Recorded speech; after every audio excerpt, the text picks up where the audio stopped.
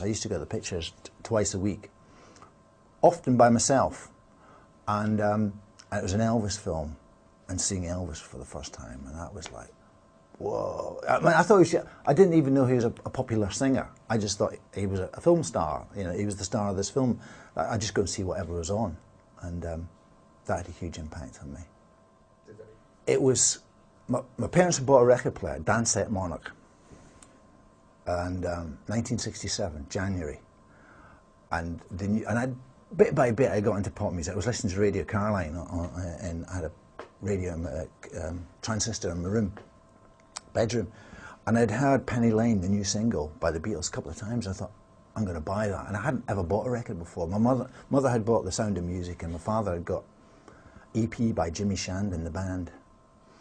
So I went and bought Penny Lane and got it back home, and I'd never even put a record on before, but I worked out how to do it and played it 3 times, and then I remember, oh, your records have got B-sides. So I turned it over, put on, and I didn't read to see what it was, but I put it on, and the opening line, let me take you down, because I'm going to. I thought, wherever he wants to take me, I want to go there, and I could feel this door in my head open, and I went into this room that I'd never been into before, and that was my sort of first real thing of wanting to, you know, get into music.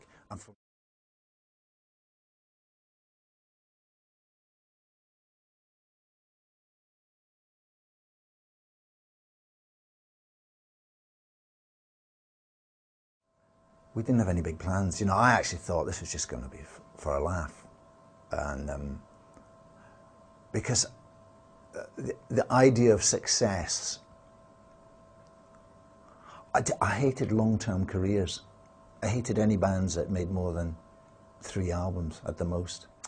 The first performance that we did at this teacher training college, we hadn't. I mean, I can't even remember where we'd rehearsed beforehand. No, I can remember. It was just off in somebody's flat in Sefton Park. And we went over there, and we got up on stage, and I got my guitar, which I've only ever owned one electric guitar, and it's the one electric guitar I still have, Gibson 330. And the week before, I'd put it to an open tuning, open E for like bottleneck, and so these songs got written on this open E tuning guitar. I got up on stage, so you can only play very crude stuff. And we started this song, and the audience went wild, thinking, what's going on here, you know? And we played out of 3 songs, and they demanded more, and they're all, so we played the one that we started with, which was the Big in Japan one, and everybody was singing along with it. And then we did a version of Louie Louie, you know, the standard, rock and roll standard song. And that was that, and it was fantastic. But we didn't know why it was fantastic. We didn't know why, because we knew we were rubbish, but in one sense. But we also knew there was something there, and it wasn't. And we weren't like pretending to be angry. We weren't like a London punk band. They're all angsty and angry. It was something else that was coming through us. Whatever that was.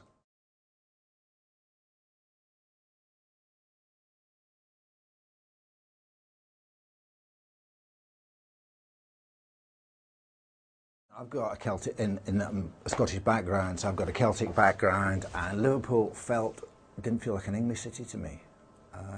It felt like a Celtic city. And I don't really know what I mean by that, you know, because obviously it is an English city, and we all know that maybe it's because of the Irish and the Welsh in Liverpool that makes it different to other English cities.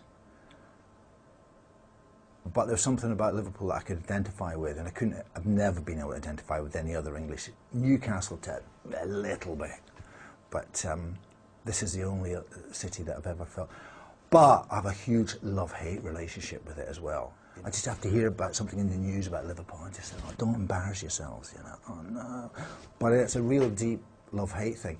And that's an inspiring thing, I think, to have that kind of love-hate thing going on about a place. And I've always, you know, from the first day I got here, The first day I arrived in Liverpool, I had that feeling about the place, that turns things up in you and makes you do things you maybe wouldn't normally do. And we all know, I'm talking clear, you know, Liverpool's its own worst enemy. But by being that, it produces greatness as well.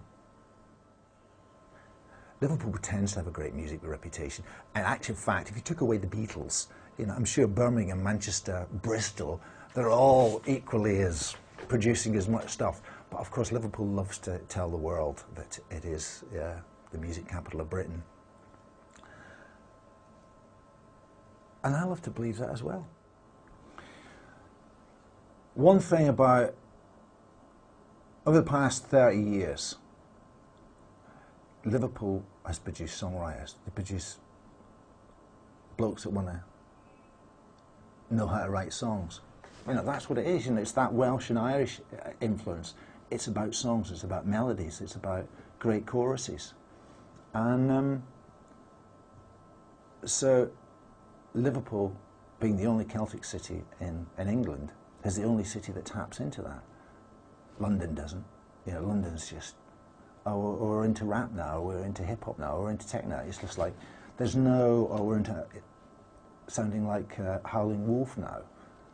And Manchester, obviously, Manchester's not quite the same. Manchester's more kind of, tries to be more like Berlin, likes to think itself as Berlin. Whereas Liverpool, the songwriting tradition, the melody tradition, the evocative word tradition that comes from the Celtic thing, carries on and on and on. And without people, I think, realising they're doing it.